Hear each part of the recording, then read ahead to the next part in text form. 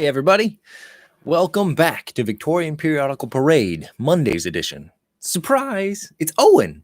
I know I was supposed to be here on Friday this week, but I'm here again today on Monday, and yeah, we'll just keep going with as is content. All right.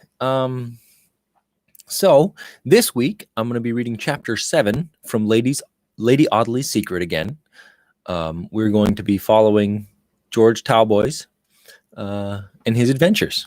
So let's have a sip and continue on to everything.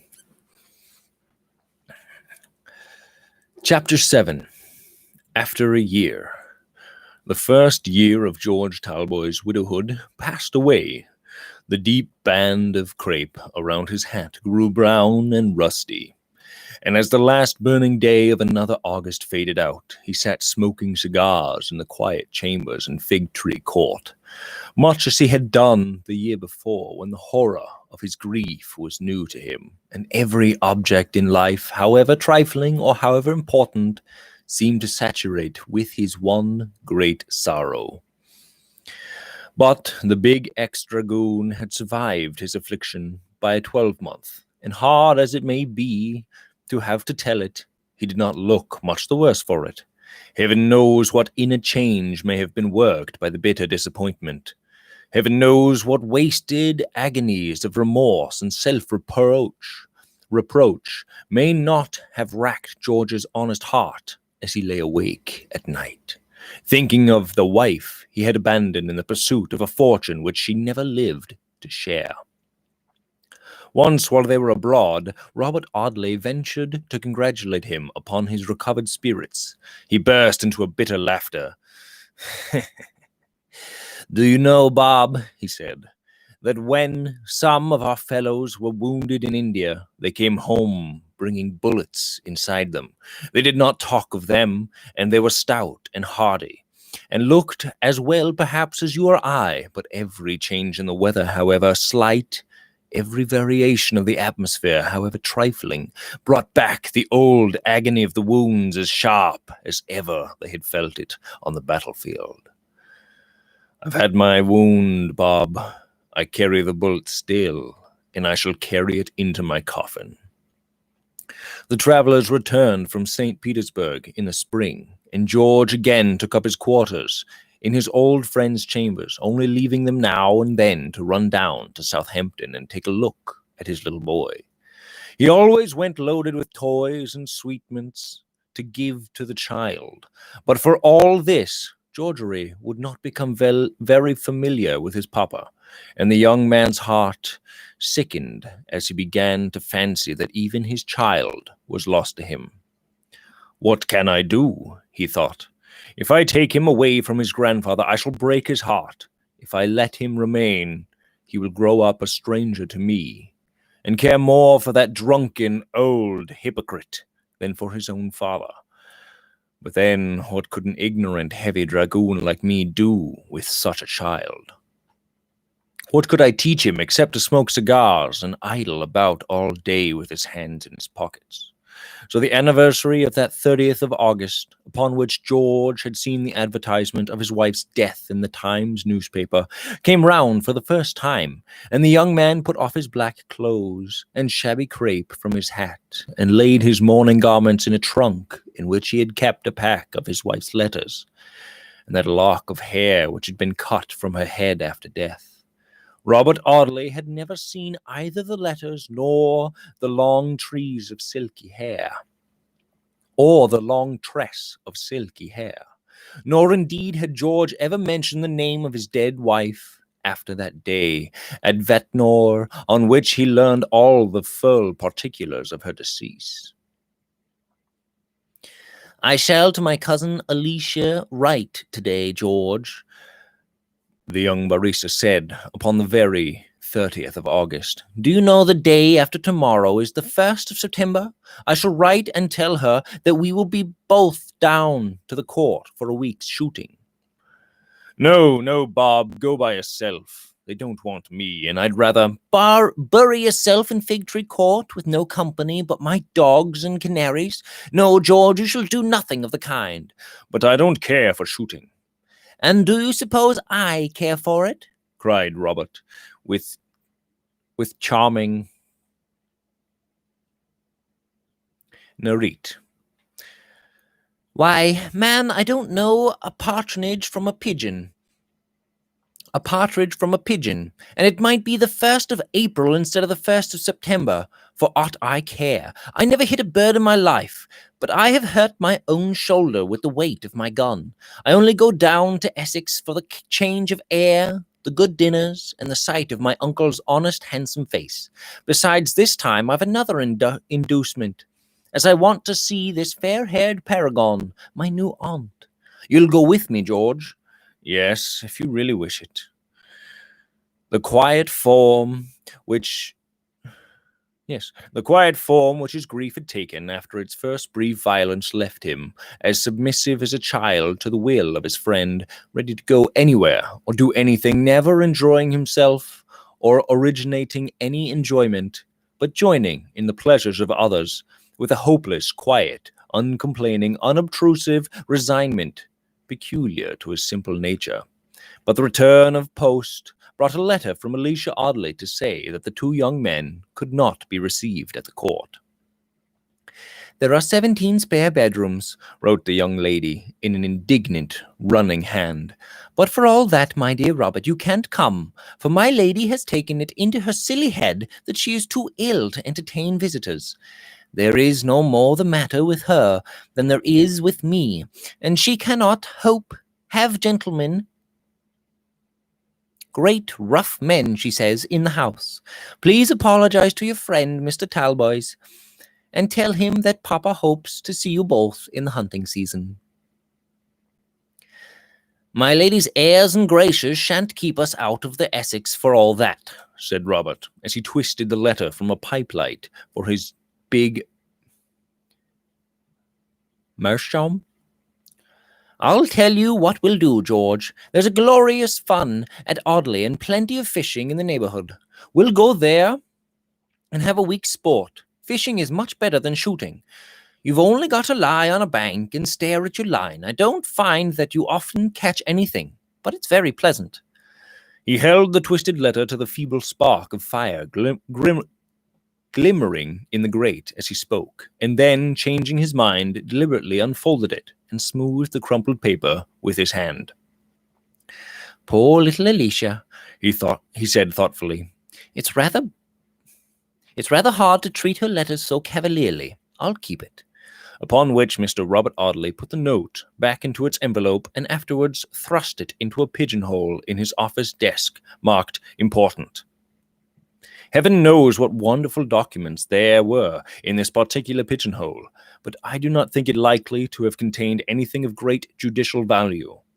If anyone could at that moment have told the young barrister that so simple a thing as his cousin's brief letter would one day come to be the link in that terrible chain of evidence afterwards to be slowly forged in the one only criminal case in which he was ever to be concerned, perhaps Mr. Robert Audley... Darn it. Silly things. Perhaps Mr. Robert Audley would have lifted his eyebrows a little higher than usual. So the two young men left London the next day with one portmanteau and a rod and tackle between them, and reached the straggling, old-fashioned, fast-decaying village of Audley in time to order a good dinner at the Sun Inn. Audley Court was about 3/4 of a mile from the village, lying, as I have said, deep down in a hollow, shut in by luxuriant timber. You could only reach it by a cross road, bordered by trees and as trimly kept as the avenues in a gentleman's park. It was a dreary place enough, even in all its rustic beauty, for so bright a creature as the late Miss Lucy Graham, but the generous baronet had transformed the interior of the grey old mansion into a little palace for his young wife, and Lady Audley seemed to be as happy as a child surrounded by new and costly toys. In her better fortunes, as in her old days of dependence, wherever she went, she seemed to, and There's a scratch on the paper here. Shucks. Wherever she went, she seemed to smile and bring gladness with her. In spite of Miss Alicia's undistinguished contempt for her stepmother's childishness and frivolity, Lucy was better loved and more admired than the baronet's daughter. That very childishness had a charm which few could resist. The innocence and candor of an infant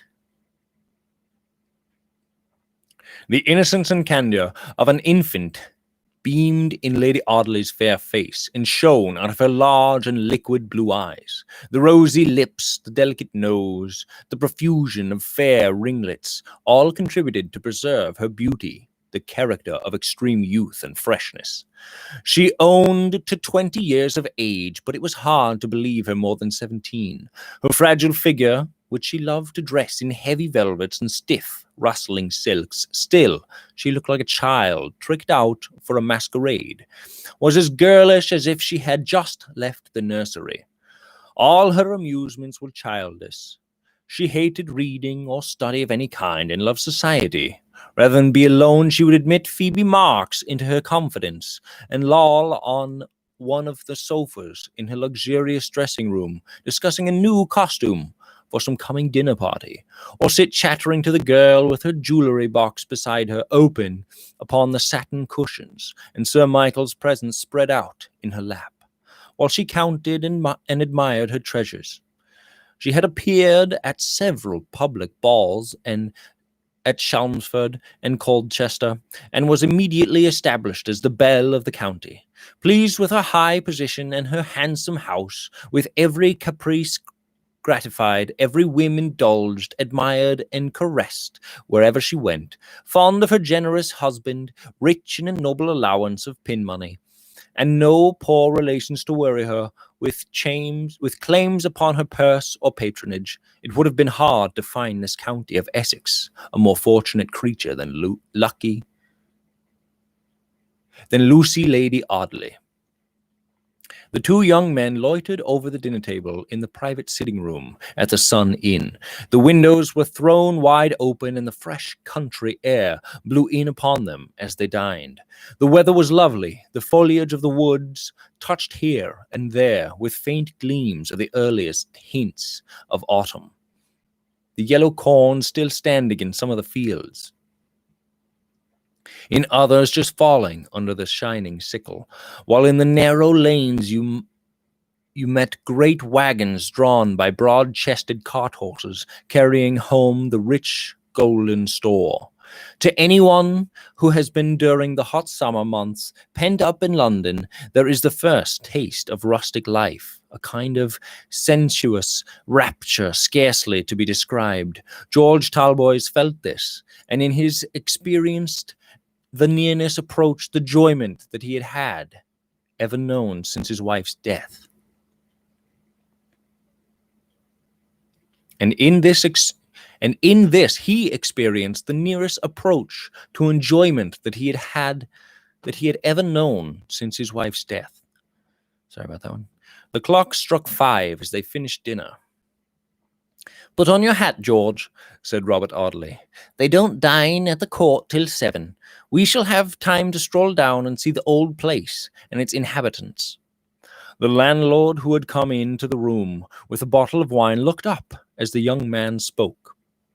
"I beg your pardon, Mr. Audley," he said, "but if you want to see your uncle, you'll lose your time by going to the court just now. Sir Michael and my lady and Miss Alicia have all gone to the races up at Shortley, and they won't be back till nigh upon 8 o'clock, most likely. They must pass by here to go home."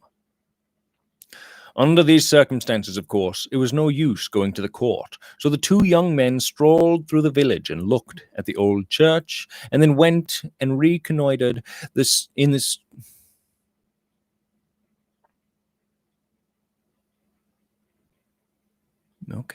reconnoitered the streams in which they were to fish the next day, and by such means beleaguered the time till after 7 o'clock. At about a quarter past the hour, they returned to the inn, and seating themselves in the open window, lit their cigars and looked out at the peaceful prospect. We hear every day of the murders committed in the country.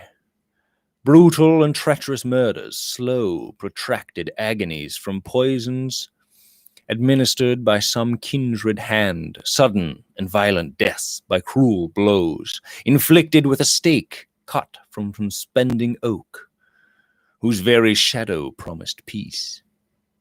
In the country of which I write, I have been shown a meadow, in which on a quiet summer Sunday evening, a young farmer murdered the girl who had loved and trusted him, and yet even now, with the stain of the foul deed upon it, the aspect of the spot is peace. No crime has ever been committed in the worst rookeries about 7 Dials that has not been also done in the face of that sweet, rustic calm, which still, in spite of all, we look on with a tender, half-mournful yearning and associate with peace. It was dusk when gigs and chaises, dog carts and clumsy farmers' phaetons began to rattle through the village street, and under the windows of the Sun Inn, deeper dusk still, when an open carriage and 4 drew suddenly up beneath the rocking signpost. It was Sir Michael Audley's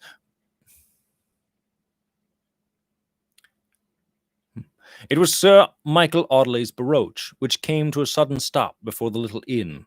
The harness of one of the leaders had become out of order, and the foremost postilion dismounted to set it right. "Why, it's my uncle," cried Robert Audley as the carriage stopped. "I'll run out and speak to him." George lit another cigarette, another cigar, and sheltered by the window curtains, looked out at the tiny party. Alicia sat with her back to the horses, and he could perceive, even in the dusk, that she was a handsome brunette.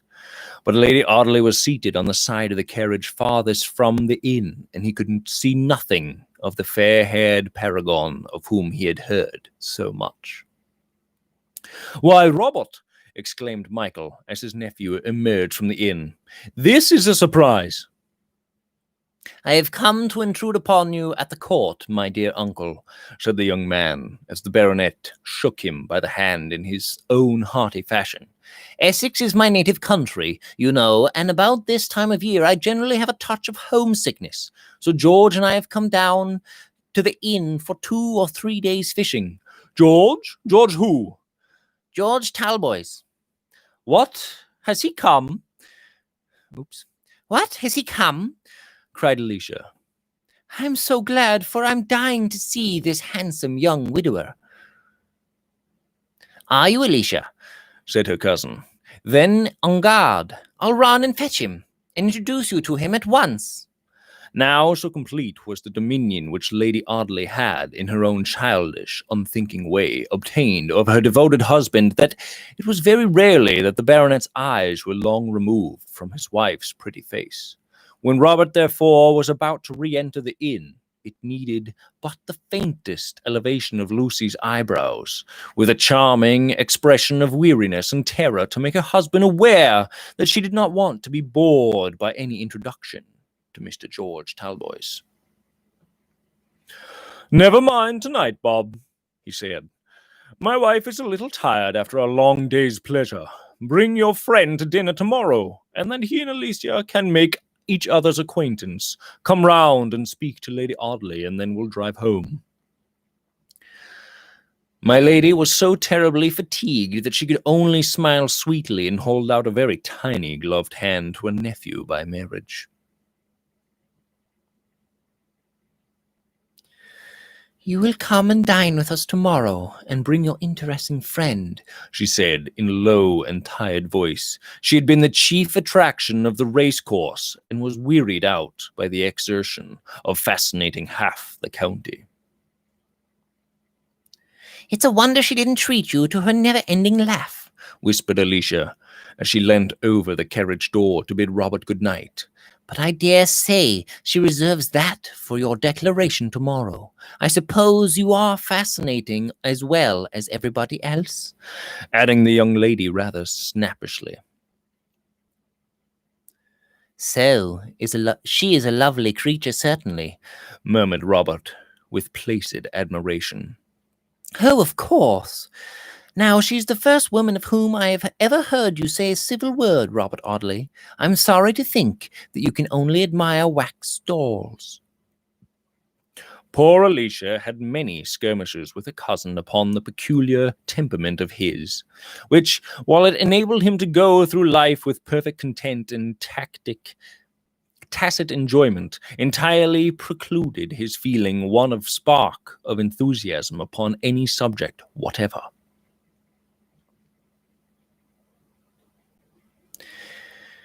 As to his ever falling in love, thought the young lady sometimes, the idea is too preposterous. If all the divinities upon earth were ranged before him, waiting for his suitorship to throw the handkerchief, he would only lift his eyebrows to the middle of his forehead and tell them to scramble for it. But for once in his life, Robert was almost enthusiastic. She's the prettiest little creature you ever saw in your life, George, he cried when the carriage had driven off and he returned to his friend. Such blue eyes, such ringlets, such a ravishing smile, such a fairy-like bonnet, all of a tremble with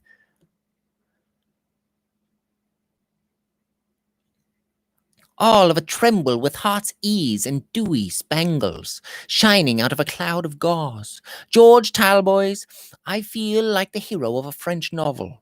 I'm falling in love with my aunt. The widower only sighed and puffed the cigar fiercely out of the window. Perhaps he was thinking of that faraway time, little better than 5 years ago, in fact, but such an age gone by to him, when he first met the woman of whom he had worn crape round his hat 3 days before. They returned all those old forgotten feelings. They came back with the scene of their birthplace. Again he lounged with his brother officers upon the shabby pier at the shabby watering place, listening to a dreary band with a cornet that was a note and a half flat. Again he heard the old operatic airs, and again she came tripping towards him, leaning on her old father's arm and pretending with such a charming, delicious, serio-comic pretense to be listening to the music and quite unaware of the admiration of half a dozen mouth-open cavalry officers. Again the old fancy came back that she was something too beautiful for earth or earthly muses, and that to approach her was to walk into a higher atmosphere and to breathe a purer air. And since this, she had been his wife and the mother of his child. She lay in the little churchyard at Ventnor, and only a year ago had he given the order for her tombstone.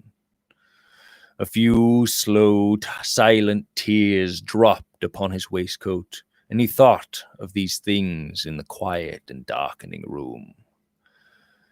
Lady Audley was so exhausted when she reached home that she excused herself from the dinner table and retired at once to her dressing room, attended by her maid, Phoebe Marks. She was a little capricious in her conduct to this maid, sometimes very confidential, sometimes rather reserved, but she was a liberal mistress, and the girl had every reason to be satisfied with her situation. This evening, in spite of her fatigue, she was in extremely high spirits, and gave an animated account of the races and the company present at the time. I am tired to death, though, Phoebe, she said by and by.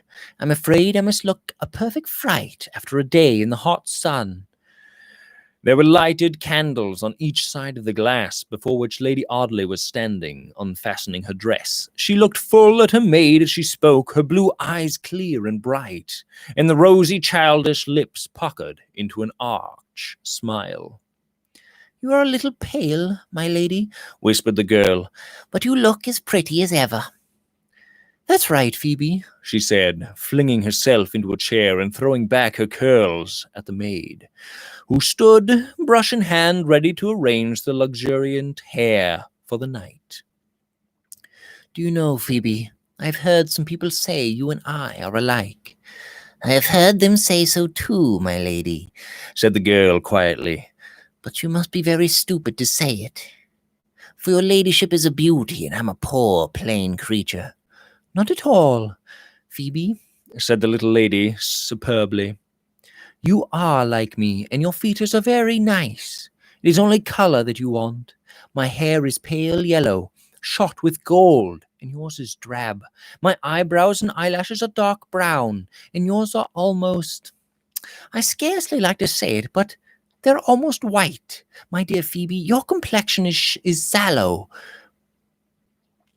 and fine. Oh, and mine is pink and rosy. Why, with a bottle of hair dye, such as we see advertised in the papers, and a pot of rouge, you'd be as good looking as I any day, Phoebe. She prattled on in this way for a long time, talking of 100 frivolous subjects and ridiculing the people who she had met at the races and for her maid's amusement. Her stepdaughter came into the dressing room to bid her good night, and found the maid and mistress laughing aloud over one of the day's adventures. Alicia, who was never familiar with her servants, withdrew in disgust at my lady's frivolity. Go on brushing my hair, Phoebe, said Lady Audley every time the girl was almost going to complete her task. I quite enjoy a chat with you. At last, just as she had dismissed her maid, she suddenly called her back. Phoebe Marks, she said, I want you to do me a favour. Yes, my lady. I want you to go to London to be the first train tomorrow morning to execute a little commission for me. You may take a day's holiday afterwards, as I know you have friends in town, and I shall give you a £5 note if you do what I want, and keep your own counsel about it. Yes, my lady. See that door is securely shut, and come and sit on the stool at my feet. The girl obeyed. Lady Audley smoothed her maid's neutral-tinted hair with her plump, white, and bejewelled hand as she reflected for a few moments. And now listen, Phoebe. What I want you to do is very simple. It was so simple that it was told in 5 minutes, and then Lady Audley retired into her bedroom and curled herself up cozily under the eider-down quilt. She was a chilly little creature and loved to bury herself in a soft wrappings of satin and fur. Kiss me, Phoebe, she said as the girl arranged the cushions. I hear Sir Michael's step in the anteroom. You will meet him as you go out, and you may as well tell him that you are going up by the first train tomorrow morning to get my dress from Madame Frederick for the dinner at Morton Abbey. It was late the next morning when Lady Audley went down to breakfast past 10 o'clock. While she was sipping her coffee, a servant brought her a scalded packet and a book for her to sign. A telegraph message, she cried, for the convenient word telegram had not yet been invented. What can be the matter? She looked up at her husband with wide open eyes, terrified, and seemed half afraid to break the seal. The envelope was addressed to Miss Lucy Graham at her Dawson's and had been sent on from the village. Read it, my darling, he said, and do not be alarmed. It may be nothing of any importance. It came from Miss Vincent, the schoolmistress, to whom she had referred on entering Mr. Dawson's family. The lady was dangerously ill, and implored her old pupil to go and see her. Poor soul, she always meant to leave me her money, said Lucy with a mournful smile. She has never heard of the change in my fortunes. Dear Sir Michael, I must go to her. To be sure you must, dearest. If she was kind to my poor girl in her adversity, she has a claim upon her time and prosperity that shall never be forgotten. Put on your bonnet, Lucy. We shall be in time to catch the express. You will go with me? Of course, my darling. Do you suppose I would let you go alone? I was sure you would go with me, she said thoughtfully. Does your friend send any address? No, but she always lived at Crescent Villa, West Brompton, and no doubt she lives there still. There was only time for Lady Audley to hurry on her bonnet and shawl before she heard the carriage drive round the door and Sir Michael calling to her at the foot of the staircase. Her suite of rooms, as I have said, opened out to one another and terminated in an octagon antechamber. hung with well-oiled paintings. Even in her haste, she paused deliberately at the door of this room, double-locked it, and dropped the key into her pocket. This door, once locked, cut off all access to the lady's apartments.